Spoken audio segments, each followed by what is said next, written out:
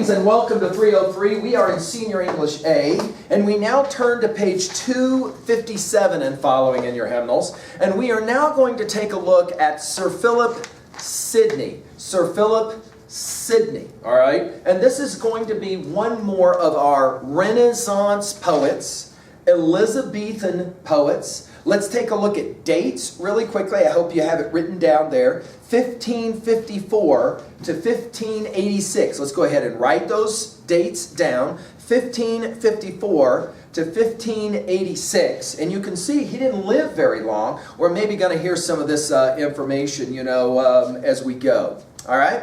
Let's go ahead and read really quickly on 257. Read with me, and we'll just take a few notes to make sure we know about this cat. Sir Philip Sidney was a courtier, scholar, poet, and soldier, a true Renaissance man. Let's go ahead and pause for a moment and write that down. What is a Renaissance man? I like to say it this way. A Renaissance man is a warrior and a scholar. Let's say it that way. A warrior and a scholar. What do we mean by that? Well, they're fighters. First and foremost, these guys go out in the battlefield and actually fight. But they are also brilliant people. Sidney is a classic example. Unbelievably intelligent. Gets all kinds of knowledge from his travels. Going to study all different kinds of languages. Okay? He attended both Oxford and Cambridge, the two most famous schools in all of England, and furthered his knowledge by traveling extensively through Europe. He became a favorite in the court of Queen Elizabeth I. Groomed for success is the next heading. Keep reading with me. Nephew of the Earl of Lancaster and son of statesman Sir Henry Sidney, Philip Sidney was certainly well connected. Throughout his life, though, he carried himself with remarkable modesty. His schoolmate and later biography, Fulk Greenville, remarked on his, quote, staidness of mind, end quote. In other words, he just seems to be like a really solid guy. And lovely and familiar gravity. That is to say, he is a guy who knows how to behave well all the time. Okay, let's look at the next one. A brave soldier. Around 1580, Sidney fell out of favor with the Queen when he wrote a letter urging her not to marry the Duke of Anjou. Eventually, he regained status with her and was knighted in 1583. So let's write that down. Sidney is knighted in 1583, a great honor. In 1586, during a military engagement against the Spanish Catholics in Holland, Sidney was severely wounded. You're going to love this story. As he lay on the battlefield, he bravely insisted that the water offered to him be given to another wounded soldier. 26 days later, he died to the great grief of his country. So you got to love this story. Here's a guy who writes poetry, who also goes out and fights in battles. He gets terribly wounded. They bring him water, and he says, I don't want the water. Give it to the guy laying next to me who's also wounded. So it says tremendous thing about, we sometimes think about people who write poetry must be kind of like, not very strong and kind of wimpy or whatever. Sidney is going to obviously change that idea entirely for us. Let's keep going. Pioneering sonneteer. Sidney wrote the first great sonnet sequence in English, Astrophel and Stella. Before Sidney, Sir Thomas Wyatt and others had written excellent sonnets, but Sidney's were the first linked by subject matter and theme. Each sonnet addresses an aspect of Astrophel's love for Stella. This sonnet sequence was inspired by Penelope Duvaux, that is to say Stella, to whom Sir Philip, that is to say Astrophel, had been engaged. The engagement was later broken, and Penelope married Lord Rich, yet for most readers, Stella's name will forever be linked with Astrophel's. Let me just give you a little bit more information, and as I read here, you can write down a few comments. Sir Philip Sidney was considered the ideal gentleman of his day. Let's write that down. That's what we mean by a Renaissance man. Ideal gentleman. Excellent horseman. Was among the first Englishmen of his time interested in the Americas. His quote-unquote defense of poesy introduced the critical ideas of the Renaissance theorists to England. His travels in Europe made it possible for him to perfect his, look at the languages he spoke: Latin, French, Italian.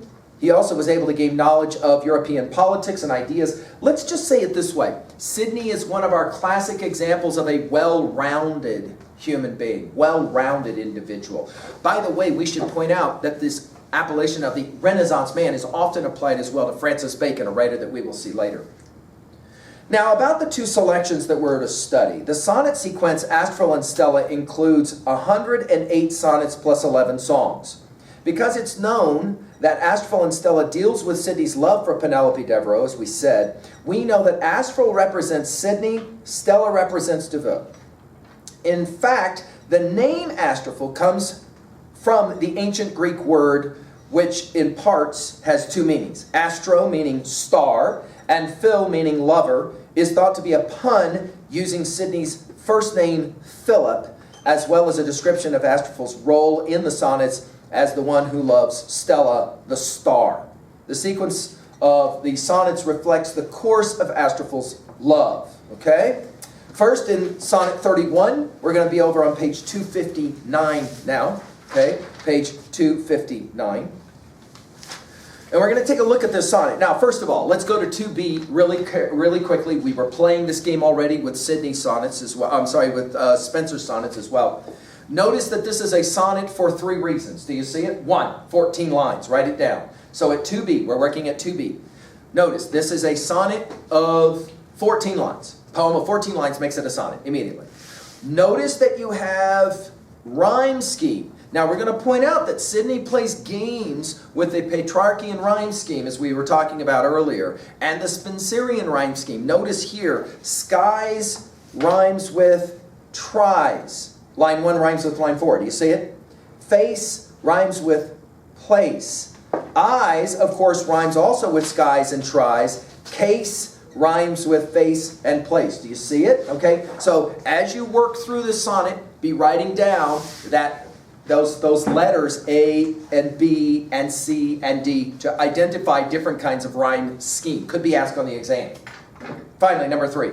Do we have rhythm that we will call iambic pentameter? Remember, pa-pum, pa-pum, pa-pum, pa-pum, pa-pum. That pa-pum is an iambic foot. 5 of them, pentameter. Pa-pum, pa-pum, pa-pum, pa-pum, pa-pum. Let's take a look and see really how it works here with this one. So we'll read this poem, and then we'll kind of see if it actually has the iambic pentameter. With how sad steps, O moon, thou climbest the skies, how silently and with how wan a face. Let's look at it. What may it be that even in heavenly place, that busy archer his sharp arrows tries? Just look at the 4th line. That busy archer his sharp arrows tries. That busy archer his sharp arrows tries. See it again? That busy archer his sharp arrows tries. Ba-bum, ba-bum, ba-bum, ba-bum, ba-bum. You got me? In other words, 5 of those iambic feet, right, will get us our how busy that busy archer his sharp arrows tries. So we're looking at a sonnet. Of course, we knew that because it says Sonnet 31, but we just wanted to make sure that we're kind of getting it in our mind. All right. Now we're going to turn to Sonnet 31 on page 259, and we're going to point out that first of all, this is a sonnet about love. Yes. But let's go ahead and call it frustrated love. So let's write that down. Frustrated love. That is to say, things are not working out for me.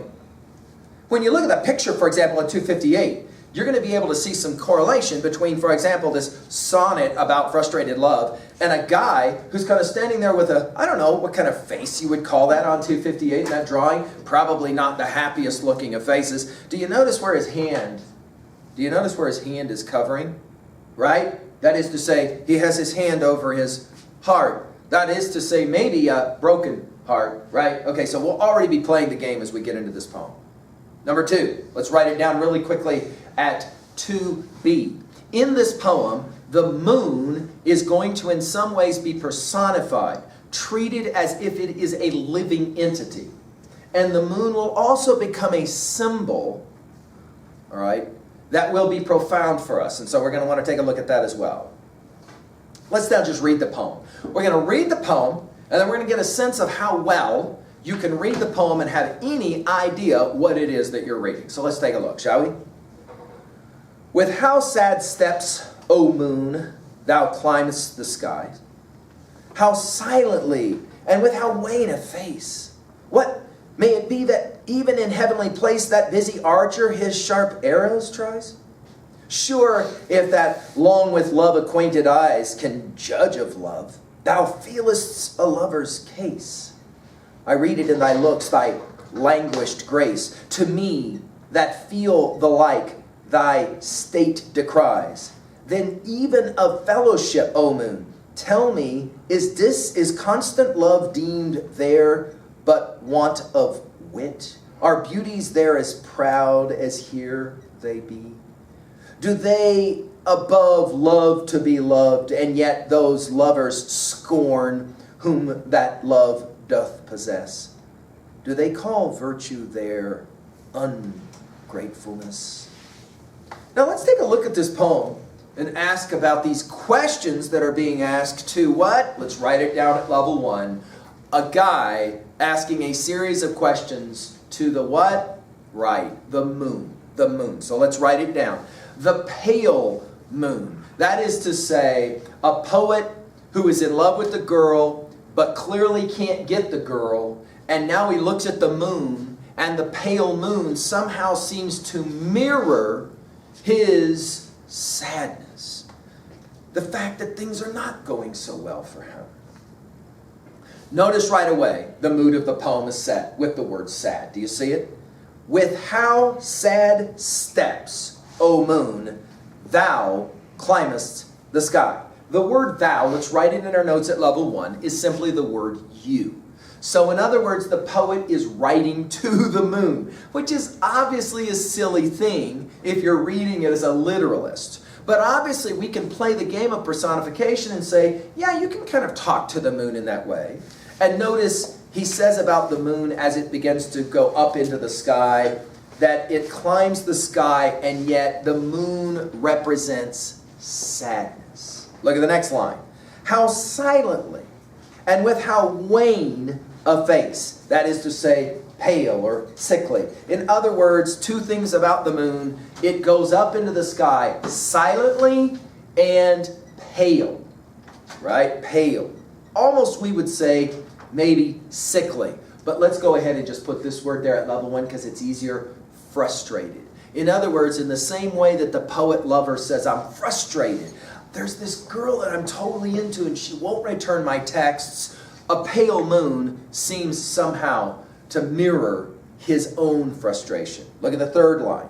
What may it be that even in heavenly place, that busy archer, Cupid, right, has his sharp arrows tries? In other words, he asks, do people up in the sky and live on the moon, do they try and fall in love just the way we idiots down here try and fall in love and of course become frustrated? Sure, line 5, if that long with love acquainted eyes can judge of love, thou feelest a lover's case. In other words, surely the moon must totally appreciate how crappy I'm feeling right now about the fact I don't have the girl. I mean, look, the moon obviously is all pale, sad, just like me. Notice, I read it in thy looks, thy languished grace to me, that feel the like, thy state decries. Here reveals is the word for decries. In other words, he says, I look at the moon, and I clearly know the moon knows me very well. Why? Because I am totally sad, and the moon looks somehow totally sad, because the moon is so pale. It's funny, I've had seniors that say after they study this poem, the next time they see the full moon, they see the full moon, and the first thing they think about is that full moon happy, or is it sad? Just like lovers can be sad if they don't get the thing they desire the most. Notice we continue. Then even a fellowship, O moon, tell me. So he actually speaks to the moon. Let's write this down at level 1. He actually speaks to the moon and he asks the moon to speak back to him. Answer my questions. I'm going to ask you some questions, moon. I hope you can answer me. Is constant love deemed there, but want of wit. In other words, is there such a thing as true love there? Because clearly, there ain't such a thing here. No such thing as true love here. What about up there? On the moon, do they engage in true love there? Look at the next question.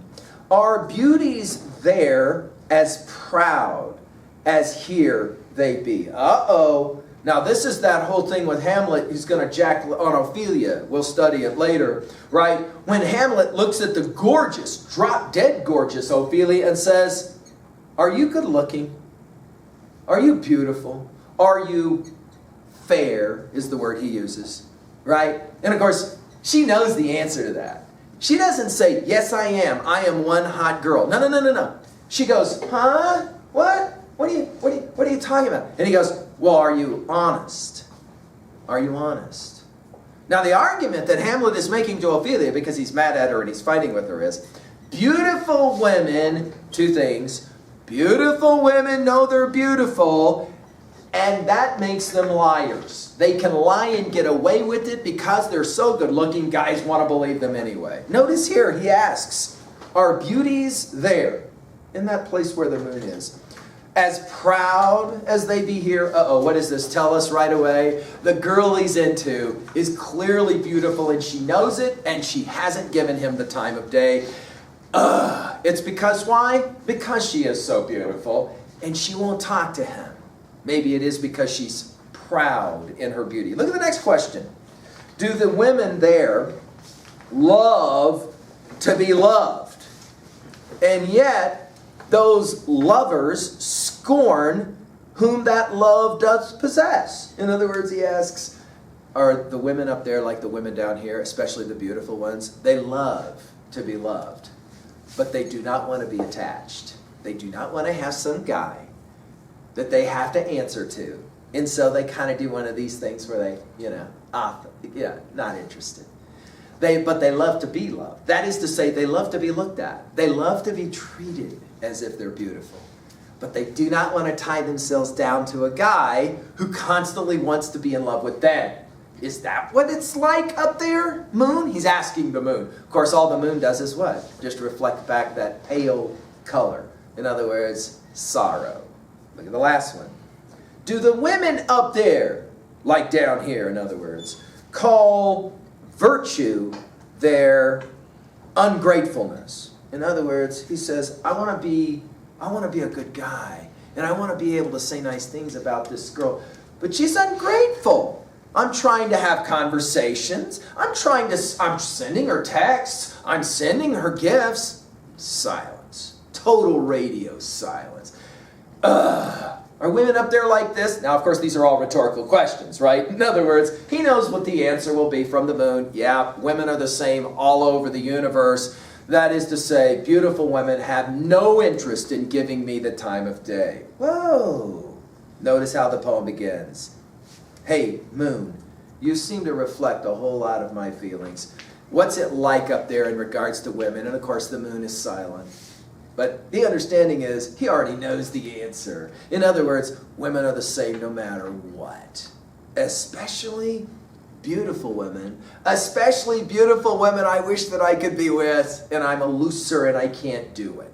All right, let's jump really quickly now to some observations and our annotation, shall we? So let's go to it. Obviously, level 1 we've worked with. Let's talk about level 2A really quickly. What for you is the major message or theme of this poem? For example, is this a poem that says, beautiful women are nasty?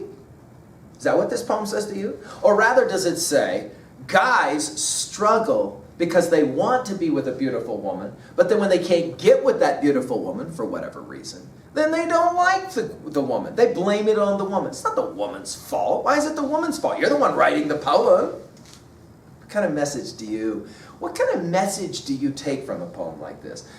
What about this one? A possible message. When you get sad, you look for some kind of reason that you can blame outside of yourself, right? And in this case, it's going to be a beautiful woman, all right? Let's jump to 2B really quickly. Let's just write down the word symbol. S-Y-M-B-O-L, right? Symbol. What does the moon for you in this poem symbolize? Write it down really quickly. What does the moon for you in this poem symbolize? Some will say it symbolizes kind of like a mirror of his sad soul, right? Some will say the moon represents the beautiful woman who will not return his text. The moon is beautiful, but it refuses to respond. Keep asking me questions because I love it that you're asking me questions, and I love it that you're looking at me because I'm so beautiful, but I ain't answered back. That's what I like about being a beautiful woman, is that I can walk the halls of the mall and I know every guy is looking at me and I don't have to say a word back to any one of them. I am as elite as the moon. Which is it for you? See, notice, a genius poem like this one can play both games, right? It can play either side. How about 3A? That is to say, relationship to other titles, to other texts. Let's begin by asking simply this question. What is for you your favorite movie about a beautiful woman who refuses to tie herself down to some guy that wants to be with her desperately? What's your favorite movie about a broken-hearted guy? A guy that desperately wants to be with the girl, and he will do anything, and he's whining all the time about not having a chance of being with her, blah, blah, blah. And yet, in the end, it's not going to happen for him. What's your favorite movie about that, where he tries it, it's just not going to work out? What's your favorite text about a sad lover? A sad lover. That is to say, frustrated lover. What is your favorite movie about frustrated love? Can you write one of those down? Right? Frustrated love. In other words, it's not working out at all.